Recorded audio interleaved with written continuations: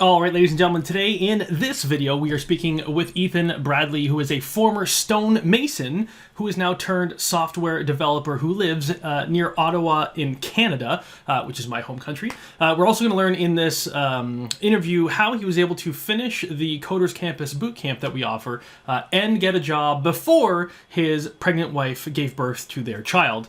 Shout out to Mateo, who was just born like a couple of days ago. So we're also going to learn about how Ethan landed upon an accidental secret to his success when it came to completing the boot camp, because let me tell you, not everyone can complete a boot camp. It's very difficult, and Ethan talks about what constraint he had in his journey and how that actually led to, at least in my opinion, his ultimate success in the boot camp. And finally, we're also going to learn what ultimately worked in his search for the coveted first job as a coder. We'll learn exactly what worked for him and how he was able to land his entry-level position as a coder. So let's get right into the interview.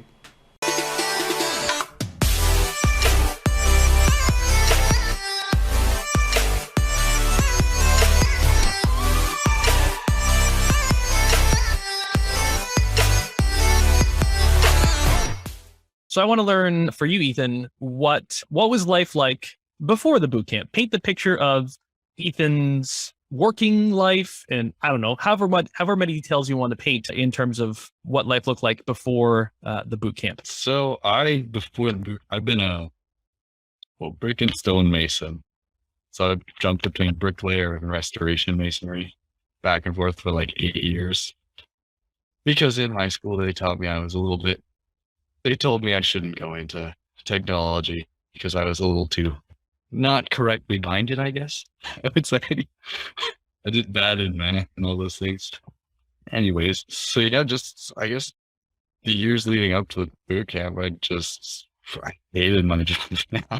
It's just backbreaking work. Like, I'm tired all the time. I'm dusty because I'm in restoration.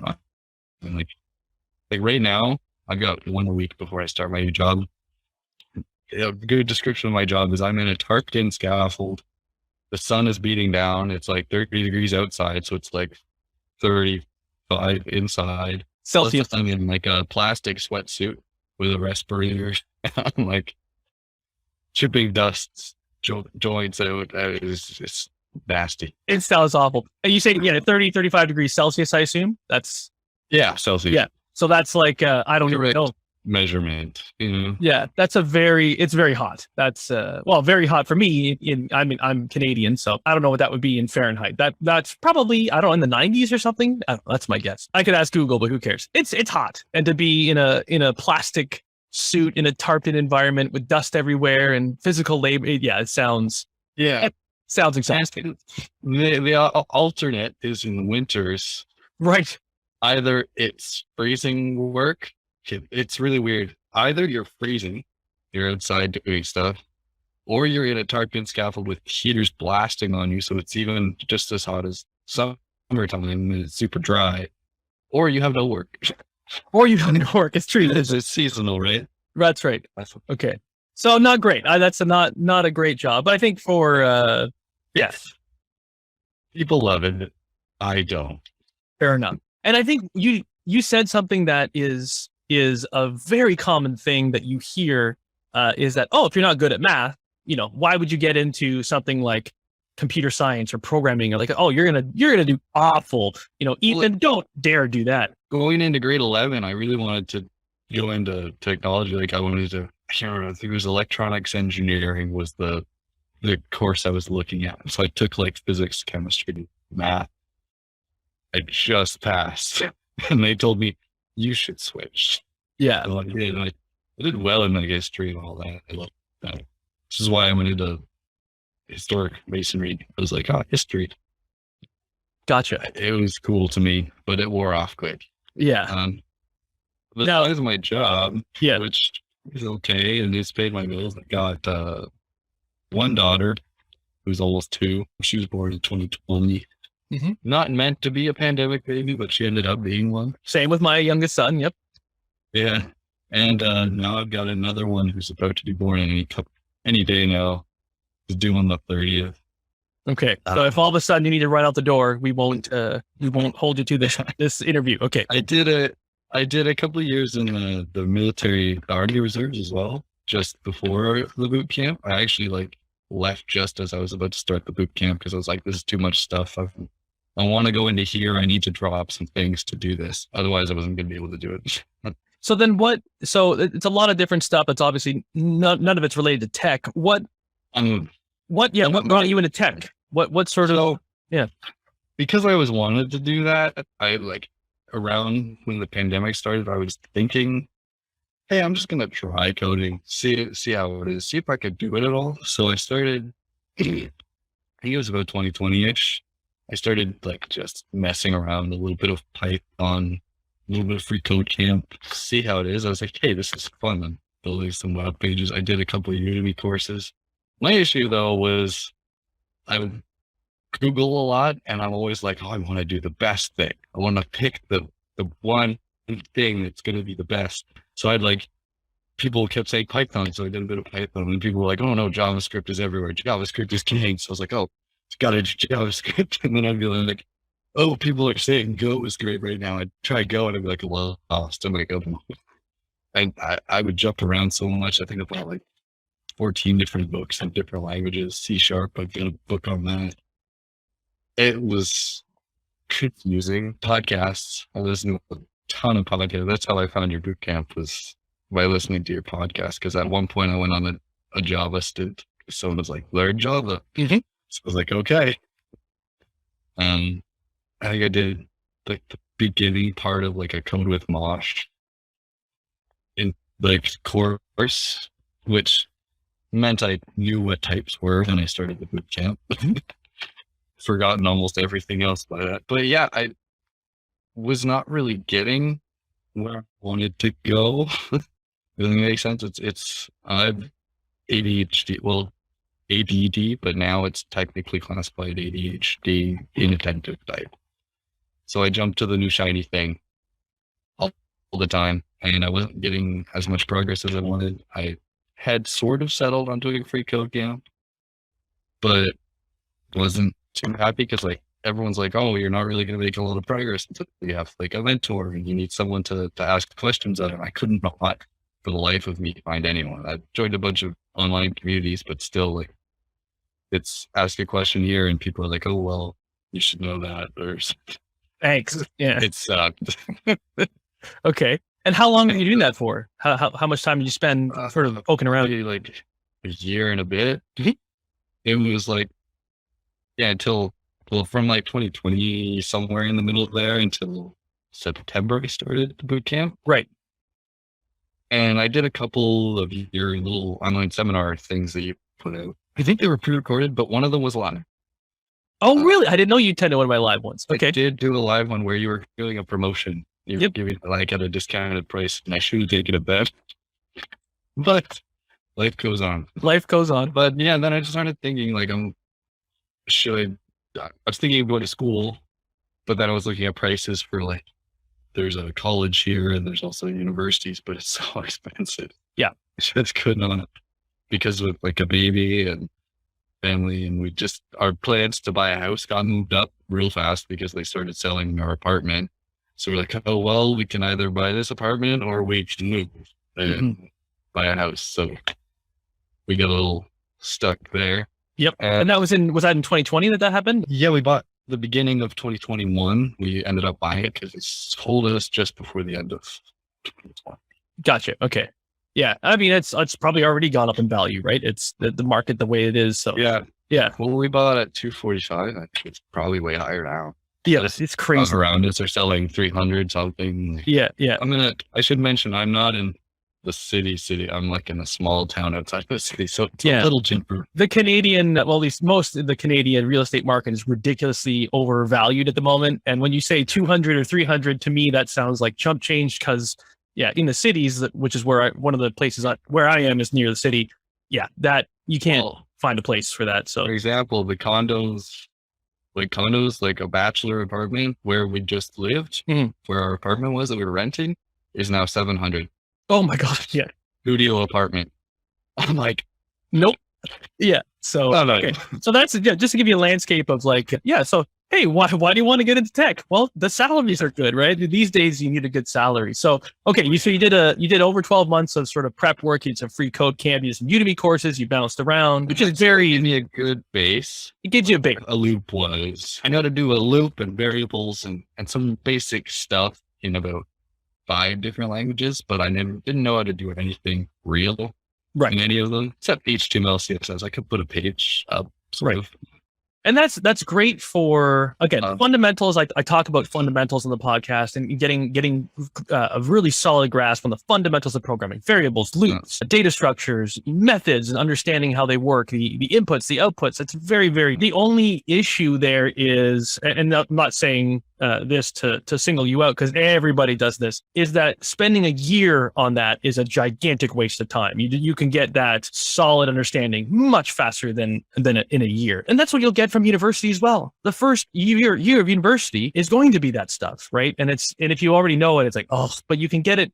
You can learn it pretty quick. But anyway, I don't want to toot the horn of the boot camp, but that's sort of that's what you get as part of any boot camp. Again, I talk about mine, obviously, but it could be any boot camp. You're going to get that fast-paced learning, and you're going to have a mentor to help facilitate the fast speed, right? You're going to want to, when you can ask questions and get immediate help, that's useful help, not, oh, you should already know that, or just go Google it, right? Although we'll sometimes say go Google it if it's something that you should be able to Google. I asked a question on Stack Overflow. They understand. Yeah, exactly. So that's where something like a boot camp can really help speed things up, right?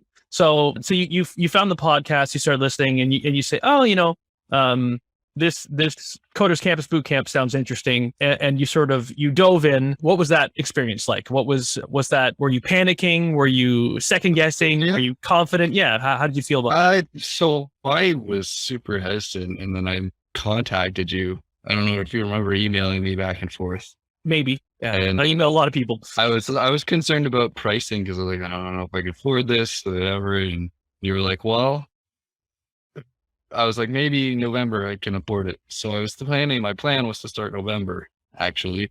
And then you were like, well, I have this free beginner's course. Try that to get like ready. And so I did it, and I did it in a week and a half, and it was supposed to be 4 weeks of stuff. And you were like, are you sure you should be waiting? You could just you're already ahead of the boot camp. And you were really good about helping me. I did like the income share agreement. Mm-hmm. So I think. Yep, you can talk about that if you want. Pricing needed. So basically there was like a down payment, which was paid. You were helpful on setting that up, so it was easy for me to do. And then I didn't have to pay until after the boot camp when I'm making over a certain amount of money, which I'm about to start. I'm about to start paying next month, I believe. Yep. Spoiler alert. You got it's like it's 9% of the income until it's paid off for 2 years, is what I believe. Yeah, is that I can't recall the specific. I should know this. I think it's a 3-year maximum. It's either you pay for 3 years or you hit the payback balance, which most people will hit that in 2 years. I think that's sort of. I definitely will. I'm going to up my salary pretty quick. Yeah, for sure. Even at the salary you're at right now, and we'll talk about that a little bit later. If you want to share those numbers, you'll for sure hit that. So you're probably in about 2 years. So that's the average payback period that we see. So the beauty of the ISA is it allows you to get started for a lot less money, and you defer the rest of the payments until after graduation, so to speak. Yeah. Now I want to. The only way I could afford to do a boot camp. Which is the way that the vast majority, you're not alone there, right? Most, I would say maybe 10% of the people pay the full amount up front. Maybe 5%. So it's a lot of money, man. It's people who are looking to change their careers like yourself. There's sort of 3 groups that people fall into. The career changers, which is where you are, Ethan, and where most of the people, about half of the people, are coming from careers that have nothing to do with tech, and they want to get into programming. So this is, the restaurant managers, the electricians, the stonemasons, the landscapers, these are all, janitorial staff. I don't know what the PC term for janitorial staff is. These are just non-tech related. Something like that. So that's the majority. And you just, in those types of jobs, you don't tend to have a lot of cash lying around, so you can't afford to pay for it up front. So that's where something like the ISA helps. Now, I was paycheck to paycheck. exactly. My wife works too. Like, it's not like we're working, we're getting money.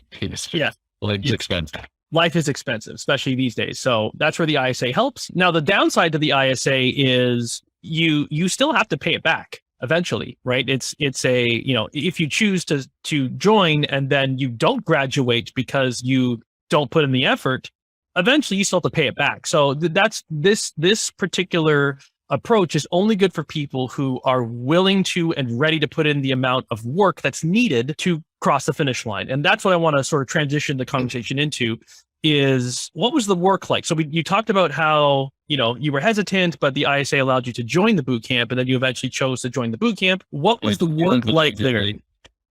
Even though you joined late, you still, you did great. You did the boot camp very, very quickly. But what was the work like? How hard was it? So it was difficult because there's a lot of, like, I knew the basic concepts that I did the prep course that you have. So I was able to kind of jump a little bit ahead, but then you hit like new stuff and you're like, your brain stops for a minute. The way the boot camp was set up for me was like perfect because of the way my learning style and the way my brain works. So we have like the video content every week. I actually need to change I forced you to change how the bootcamp runs so that we could get more content faster. Oh, that's right. I forgot that was an interesting. You like release more weeks of videos. Yes. But it's the video content where I could watch it. Like I could be doing something because I'm so busy. And I only got like an hour or two per night where I could sit on my computer, and that wasn't even every night I could do that. But I could put it on my phone. I know in your videos you say don't watch it, and it worked for me. Good, but I could put it on like while I was doing something. I could be like washing dishes, put the video up there. I could watch and read, listen to the concepts. The way my brain works is I remember where you would say something and I could then reference back to it. So the key for me, I found, was I could watch those videos, even on my break at lunch, and I had 8 hours doing a mindless job where I could just think about it. And I just like go through the examples in my head. What is this? So that I could sit down and do the work later. That was really important for me. That's a really interesting, the way first of all, I didn't know that you were watching on your phone. And then even then you were maybe doing 1 or 2 hours every other day or every third, like that's, and the speed, the reason why I say that that's surprising is Ethan was able to get through it in, 4.5 months, the whole thing, yeah. Which normally it's 6 months. And right now we've already introduced a 9-month version of it because people just can't go that fast, especially if they're brand new. Now you would fall into the 6 month because you already had 12 months of experience already. But yeah, that's still very impressive to do it in like 4.5 months. That time away from keyboard was key. And I think that's right. Yeah. So I would watch through the videos the first half of the week. I'd take a couple days where I would like be watching videos, and then I would read through the assignment and I would think about the assignment in my head 8 hours a day while I was chipping joints or putting mud into cracks in a wall. So like by the time I sat down, I had a plan in my brain. And it was just a matter of get stuff on the page and then debug it. So I knew sort of what was happening, or like if I'd hit a bug usually and I'd be frustrated for the last half hour of my coding session. And then I'd be the next day I'd have 8 hours where I was like, what could I try? What could I try? I could try this angle. I could try this angle. It really was really important.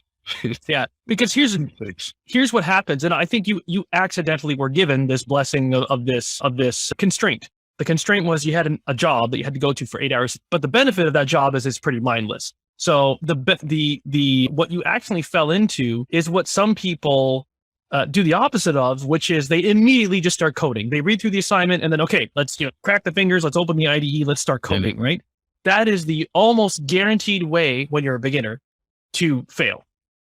Right? When you're a beginner, that is not, from experience, I'm saying this is not a gut feeling. I've seen it happen over and over again. People will jump into it immediately, start coding, and you just start creating this absolute pile of garbage and you start with this pile of garbage, and then you try to tweak it. I'll maybe do this and tweak this and tweak that, and add this and remove that. And it's like, it's garbage in, garbage out is the expression. Whereas you took the meticulous approach, which is a lot more frustrating because it feels like it's slow. I felt like I just want to be on my computer coding right now. Yeah, now. exactly. But I'm sitting here on the stupid wall doing the stupid. But I think that's faster, right? And there's an expression or a saying or something that it sort of applies here. It's, if you want to go fast, go alone. If you want to go far, go together. And that's it sort of applies here. The implication here of, if you want to go far, then you gotta take your time with it, right? You gotta leverage the group, and you have to spend time thinking and not actually typing keys on the keyboard.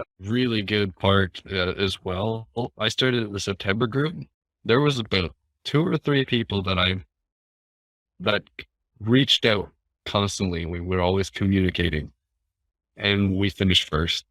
It's so important to reach out to the group, because like they're working on the same things you're working on. The daily calls, there's a daily call every day. I was on almost every single one. Yep. Even from the scaffold, I just put my headphones in. People had to stop it through my scaffold noises, but it wasn't bad. I could sit and listen, even if I couldn't talk because there's too much noise. I had the earphones in. I could listen and watch people struggle through problems and getting advice. That the next thing that, like, Pete was key as well. Like, yeah. I couldn't share my screen on the daily calls like everyone else could to get help debugging. So I would just harass Pete all the time. And who is Pete, for the people who don't know who Pete is? Pete is one of the instructors. So he runs the daily calls. So like, daily call, when you show up, you say, like, everybody gets a chance to say, like, hey, this is what I worked on. This is what I'm going to work on. This is the issue I'm having. Can anyone help me? And then at the end, everyone can jump in and help you, give advice. And usually it's Pete giving the advice, but if there's a student there that now they're all together, like, that has already done that, they jump in and help out as well. Sometimes it helps it explained from different points of view. And that concept of, here's what I worked on last, here's what I plan on working on today, and here's sort of what we call blockers. That comes from the business world. It's called an agile, it's called Scrum, but it's part of a methodology that's used with developing software specifically. So we use that on purpose because that's eventually probably when you start your job, which maybe we'll talk about soon. When you start your new job, that might be what you're going to do on a day-to-day basis. Every day, you're going to say the same thing. Here's what I worked on yesterday. Here's what I'm working on today. And you're just going to naturally be good at it, right? We try to force you to be succinct, which means quick. You have 60 seconds to get all that information out, which is needed when you have a team of like 8 people. You don't want 8 people talking for 5 minutes each or more, because then you're sitting in this meeting not getting anything done. So yeah, it's good. I mean, having the community there, a little bit of accountability, and specifically reaching out and asking for help. It's so important. Yeah. And especially, like, I worked a lot with Dustin, who you did the podcast with before.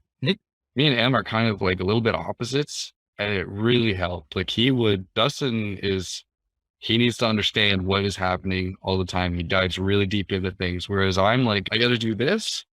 I'm going to learn as I go. Make it work, and then refactor later. That's right. So he was always asking me questions. I'm like, I'll get back to you. I can figure that out. Yeah. And like, I would have done something and passed an assignment, and I would have done it in a not as good way. And he, like, asking questions, us communicating. I was like, oh, I could make that a lot better later. Like, the next time it's going to be better. And I would help him just get something working, like, right. that. And then he'd be like, no, I need to understand it now. And what I was going to hopefully say is, and if you don't have like a Dustin or someone who's like that, we try to capture that as part of the code review process. So once you submit your assignment, we have experts we have two people who have been coding for more than 10 years each, who look at your code and who will give you their feedback. So if you do something that's really not, good, they're going to say, well, no, they're going to kick it back to you and say, you got to fix this. So, and even then they were really good at, like, hey, you did everything great. I had one where they were like, you did everything almost ideal. So here's some cool things you could add, like things to make it more performant, or things you could add validation or something. They gave me some of that info, which was just teaching me new things, which was great. Good. I didn't know that they did that. So that's wonderful. Yeah. The whole point to it is to try to make you as well-rounded and as job ready as possible, right? That's the point of any boot camp. It should be anyway, is ultimately to get you ready for the real world, which I was going to start talking about your job, but I do want to touch base on the topic of, no, let's talk about job. My brain is going all over. So you graduated really quickly, and let's talk about the job search first, because I think there's some knowledge to gain. The whole cycle of that. Yeah. So let's talk about the job search. You graduate, you start the job search. How does it go? What happens? Talk about that. I start by making a resume, which I did with the help of you helped me. And then I was in a couple of online communities. There's the resume making course that we got after graduating. So I went, all right, I sent it everywhere.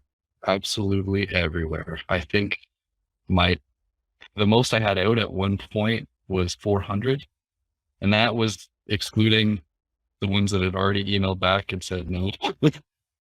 So, and I think I had about 4 interviews from that, and the first one I believe was one where they eventually told me, like, yeah, you're nice, but we're actually just looking for seniors. We'll keep your stuff on file, let you know. Thanks. So they were fine, but I was like, it's a bit of a waste. I don't know why you would talk to me in that case. A lot of calls being like, hey, can we set up a call? And then I think they actually looked at my profile and just ghosted you. It was just a bit of a disaster. Nothing happened. I got one where I liked their approach, but it was not good for my situation. They were like, we're actually basing our thing more on interviews than the resumes.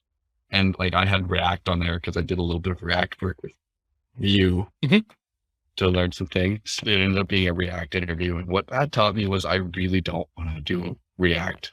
Okay. Only like I don't want to be the front. So at least I learned something from that, and I was like, I need to really narrow this down. So then what did you do? So you'd sent out, you did the spray and pray method, which I always say you get about 1% conversion rate, which is every 100 applications you send out, you get 1 interview back. So that's pretty much. Those interviews were not what I wanted. Cool. Okay. So then what did you do? How did you fix that? So I eventually, you had set up a deal with Career Sprout to do some of their needs, which is a company that helps you do the job search and negotiating and all those things. And so I started doing that, and I got to their networking side and realized that I've been doing everything all wrong. I started networking and people started talking to me. Like I just messaged a few recruiters. They were like, hey, yeah, let's set up a call. We'll see what we can get you. Even the ones that didn't like end up in a job, they at least got me contacts. So I knew people in the area. I was able to, and a couple of online communities, as in the Discord community as well. Nice. And a local guy, he gave me a lot of advice just by doing this. I was like, hey, is anyone around here? And then we ended up having a private conversation. He's like, yeah, you're doing exactly the right, like you learned exactly the right course. I should mention that. He's like, yeah, you learned Java and Spring and exactly what he taught you for your local area. So it's really important to find out what's your research, where you are. That makes sense. Which is just go to Indeed and type in the different languages and see how many jobs are available. And Lee, I can almost guarantee if you're in North America, the answers to that, to the most popular languages are going to be Python or Java. That's just where all the jobs are right now. So yeah. We're JavaScript, but everyone learns JavaScript. So it's like, it's flooded with JavaScript developers. Yes, exactly. Not that it's bad, just that it's a lot. There's a lot of competition. We could talk about that a lot, but yeah, there's a lot of competition. Yeah, the networking got the conversations flowing. And then what ended up working for me to actually get a job was actually through you. And then I think it's your dad. I was able to talk to meet a contact here in Ottawa for the job that I'm about to start. Exactly. So networking. Networking is networking, like leverage. Like I now know you're in my network, so that's what got me my job. That's helpful. Yeah, when you have someone who has a network, it's very helpful for getting a job. Yeah, but yeah, once that started actually working, like because I actually applied to that job months before, but as soon as I like got in, and someone was like, "Hey, can you talk to him?" they talk to me and they're like, oh, this guy's great. Like, Yep. And the reason is because everyone just does the spray and pray method. It is a very easy thing to do, right? So everyone does it.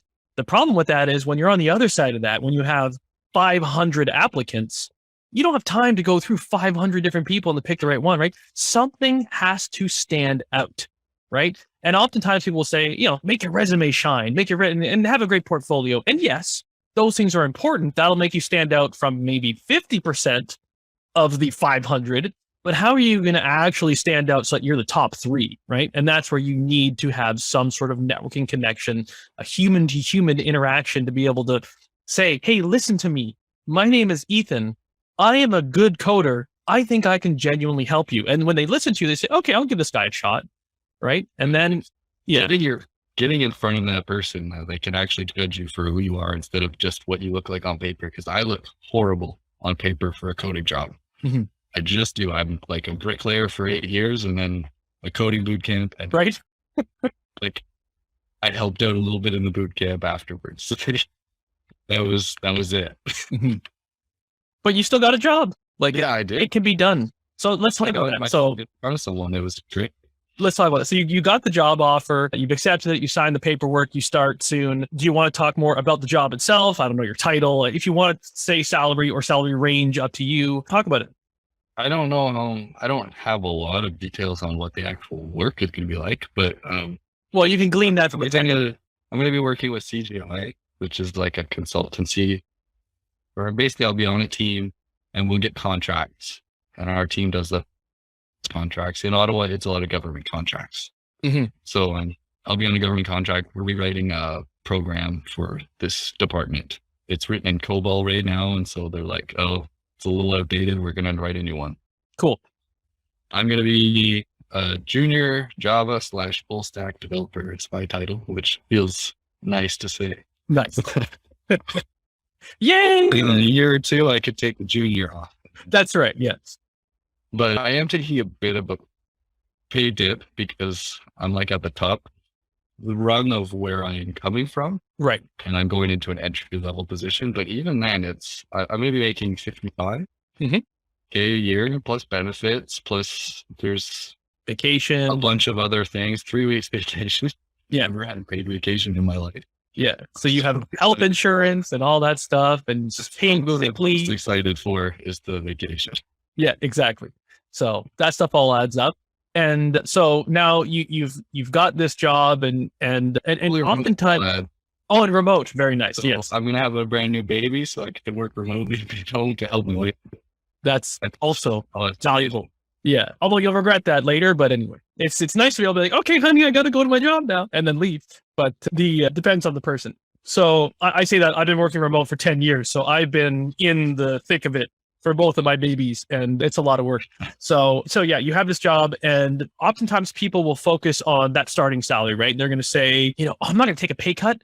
Like that's ridiculous. And And what they don't see, and it's frustrating, is that the first job and the first pay that you get lasts for maybe 12 months, right? And then after 12 months, your world opens up. You don't have to stay with CGI if you don't want to. Hopefully you will, because they're a good company. I've worked with them before. They're good people. They take chances on juniors. I think they should be rewarded for that with loyalty, but that's up to you. You can always play the field and go and get another job after 12 months, right? And so many more doors open up. And now you'll have multiple companies reaching out to you saying, hey, I want to hire you. And now you can say, I don't want to work for you unless you hit this number. Yeah. And now you can jump right back up to where you had topped out after 8 years as a stonemason. I forget brick and stonemason. Brick and stonemason. I want to be accurate. So you can now take the top of what took you 8 years to achieve as a brick and stonemason, and then do that at year 2 of your coding job, right? Now, probably somewhere around there. Well, like the way I see it, I've got the starting salary. It's okay. Mm-hmm. It's not a horrible salary as far as salaries go. Right. For an entry level position. In Canada's a little bit lower. So yeah. Yeah. I mean, could I have negotiated to get higher? Maybe, but I also negotiated my way up to 55. Gotcha. Okay. Good. So I'm happy with it. But now I can prove what I can do. And I think I get to discuss with them every year, like if I want a bump. Absolutely. And I just spend a year, prove it, and I can get. So the piece of advice for you, just Ethan, although this helps for anyone else listening if they're in a similar position, when you have an accomplishment in your job now for the next 12 months, write it down. That's something I did not do. Write it down. When you get any praise from your boss, write it down. Date and accomplishment. And maybe even if you want to go overboard, get like the email or something so that you can build a case for yourself a year from now. Because if you just walk up to your boss a year from now and say, I deserve a 10% raise or a 20% raise or a 100% raise, they're going to say, okay, why? Because they probably could give it to you. You probably will be worth that, but you need to prove that you're worth that, right? So that's the one little piece of advice that I did not do that you should, is just keep track of it and say, I actually tend to work 50 hours a week or whatever the case may be. And I'm only, I never charge you for it or something. So I don't know, whatever it is that you feel allowed you to provide value to them, write it down. And anyway, so super exciting. You've got the job. You start soon. You're going to get all this experience. Your career trajectory is going to go up and up and up. Once you hit senior level, like where I'm at, and I have 15 years of experience, or maybe 15, maybe more. I forget now. Once you get to like 5 or 8 years of experience, then you get to start swatting away deals for like 150K, 160K, 107. Like the numbers, it seems like play money. It seems like something that's just not real. Like how can ever, but that's just the reality of coding. It's ridiculous. Like 100K for me in my last career just seemed like unachievable.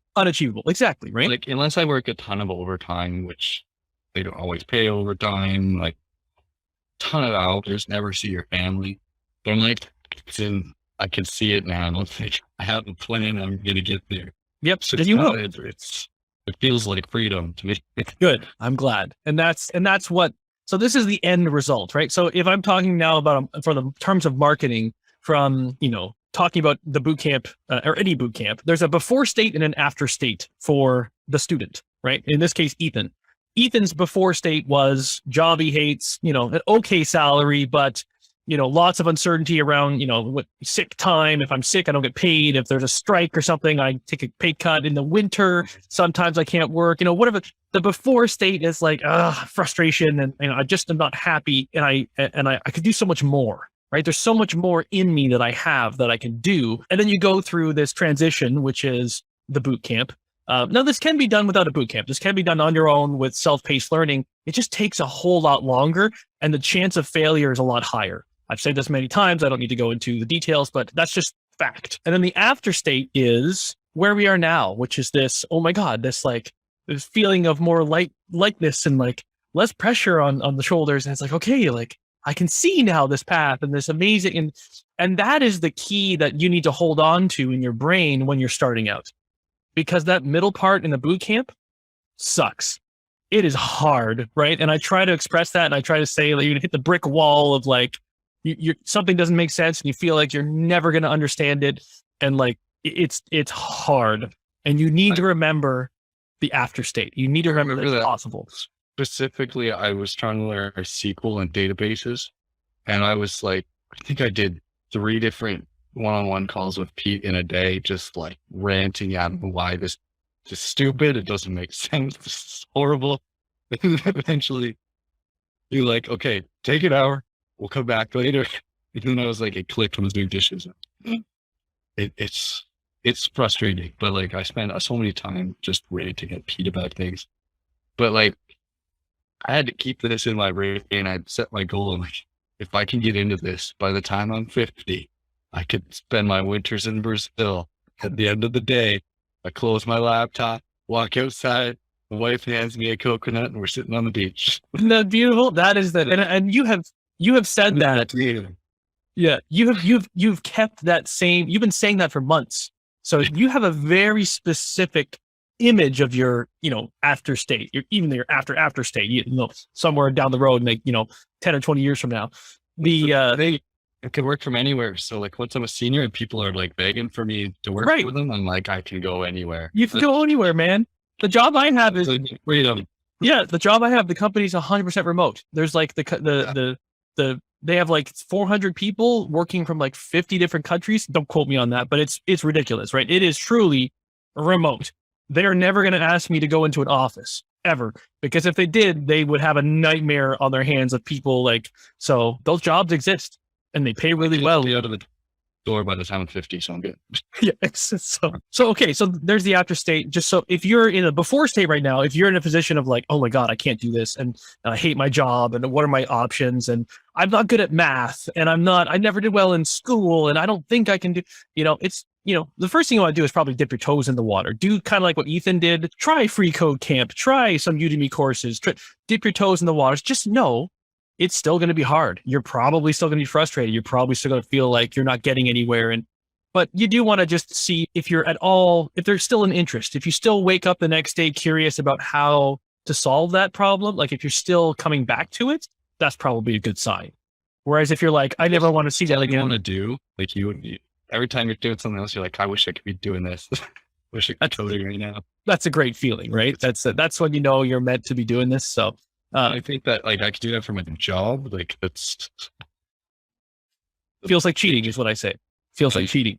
Because like, yeah, to get paid to do something that you like, you'd probably be doing anyway. Like it feels like cheating. So if I don't know if you have any advice for someone who was in your shoes before you did the boot camp, is there any thoughts or advice or anything that you could give? It's okay if you don't have any, but is there anything that you would say to someone who would be like, yeah, just starting this journey right now and listening to this podcast? So if they were not in a boot camp, I would say maybe see if you have an option to join one. Not that it's necessary, but if you're not, go to meetups, try to do that kind of stuff. Meet actual people. You're going to need people to help you. There were no meetups here, but when I joined the boot camp, you need to take advantage of them. You're going to be paying for it. So like, take advantage of Trevor, if you're in his boot camp, Pete, all the other people. Like I was on Slack all the time. I tried to get to every meeting I could. So it's just like in my boring work, it was like this little highlight hour I could spend thinking about coding with people. And just take advantage of everything you can. Yeah, absolutely. Because some people don't. Some people will join the boot camp. If that's their journey, then great. There's some people who I barely heard from. They graduated from the boot camp and got jobs all on their own. I maybe had 3 hours of conversations with them through the entire process. Hey, some people can pull that off. That's rare. It's much more likely that you're going to have people who are banging down your doors, asking for help. Those are people who do great. Right? The people who I know really well are the people who succeed. The people who I never hear from are very likely to not succeed. So don't also just join the camp and not use it. So it's not so much about just the coding. It's like meet the people. These people you're going to know them. So later on, you might need an introduction and that person knows someone like and you've made that relationship. So it's not weird for you to just be like, hey man, how's it going? I'm doing this. I've got trying to look for a job. Do you know anyone? Absolutely. Like that's how I got my job. Like, absolutely. And that's how I've gotten a job in the past before. I needed a job, and I've told the story many times, so I won't go in detail, but I went from sitting down with my wife one night and saying, I should probably pick up another job, to 24 hours later, I had a job offer, 24 hours. And that was because of my network. I reached out to a few people, and one of them said, yeah, I could probably get you hired. Let me check with my boss. And they had a conversation with the boss. The boss called me and said, yeah, I mean, we're looking for some help. Would you be willing to start on Monday? And I said, okay, sure. Done. Like 24 hours, I had a job. And it was, yeah, I think it was that one was 140K with a potential up to 10% bonus annually, landed in 24 hours. So it's insane. Much better than 450 applications. Much better than 400 plus applications. Yeah. So the network is very important. So yes, build those relationships in the bootcamp or wherever, doing meetups, whatever works for you, and because it pays dividends big time in the end. So cool. I think we're good on time. I know this has gone long. I can talk about this stuff for hours. Anything else you want to say? I know some people sometimes who listen to these things want to reach out to the bootcamp students to pick their brain. Would you be interested in having people like, I don't know, email you or message you on LinkedIn or anything like that to pick your brain? I mean, yeah, like I'm in the Slack if anyone's in the prep course, or like I'm on LinkedIn, you can grab me. You see my face. Okay. Smiling on it. So I can share I'll share your Alrighty.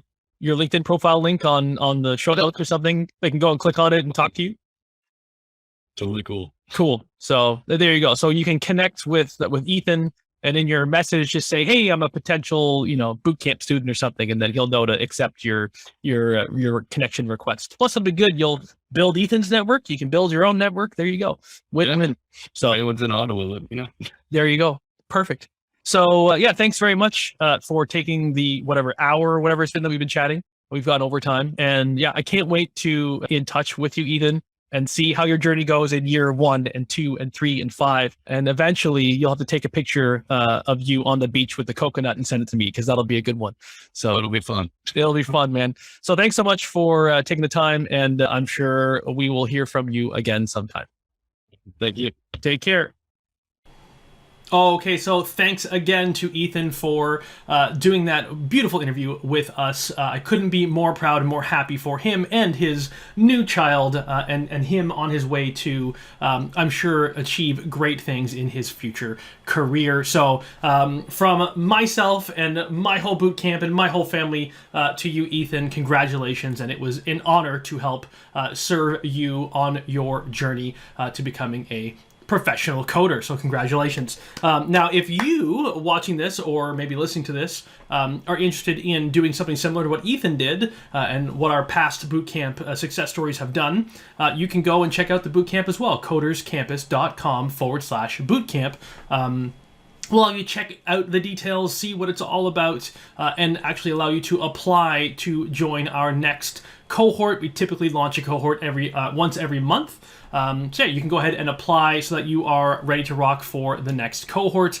You do need a little bit of time available in your schedule. So if you have like less than 10 hours in your schedule a week, it's maybe not the greatest fit unless you have a lot of prior experience in terms of coding or learning how to code. If you have more than like 12 months of experience, hey, then maybe you can make it work in about 10 hours a week. But we really recommend you have at least 20 hours a week free in your schedule to get dedicated to learning, because this stuff ain't easy, as you just learned from Ethan. So yeah, if you want to check it out, coderscampus.com/bootcamp. I would welcome you to apply and to see what it's all about, and maybe you can become the next success story, and maybe you can be the one I'm talking to next on this podcast/YouTube channel. So I can't wait to meet you. So as always, take care of yourselves. Thanks so much for stopping by. If you haven't yet subscribed, go ahead and click above me to subscribe now. Or if you don't want to subscribe, or if you have already subscribed, please do click the like button. YouTube algorithm, blah, blah, blah. You know the drill by this point. So thank you very much for checking us out. And until next time, happy learning. Bye for now.